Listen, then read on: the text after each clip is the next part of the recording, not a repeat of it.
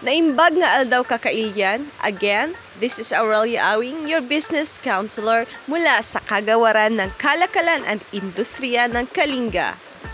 Dito lamang kalagitnaan ng July 2023, tayo ay nagtungo sa Barangay Dalupa sa munisipalidad ng Pasil, probinsya ng Kalinga. At tayo ay naparoon upang magbigay ng panibagong training para sa ating mga Dalupa Potters Association. At ang training na ito ay tinawag na Ceramic Pottery Making using Electric Wheel with Workshop Room Business Mindsetting. At alam niyo ba na dito ko lang din natutunan ang mga salitang earthenware at stoneware? Di niyo din alam yan, no? Aha, so ito na nga.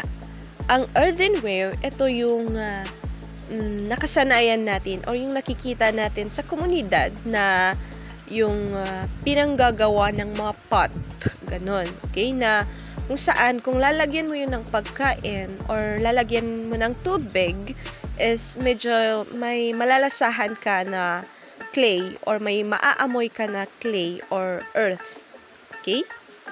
Sa kabilang dako naman, yung stoneware is, ito yung clay is medyo nagiging stone na siya, kaya kung kahit lagyan mo ng tubig yan, yung tasa na from stoneware, wala kang malalasahan. Kasi sa tinagal-tagal ng process ng pagkaluto nito, kasi hindi lang din basta-basta ang pagluluto dito, okay? So, from slow fire hanggang medyo mas mataas yung level ng apoy. And marami ka talagang gagamitin ng petroleum gas dito. And you need more raw materials like other minerals na idadagdag or ihahalo to make it a stoneware.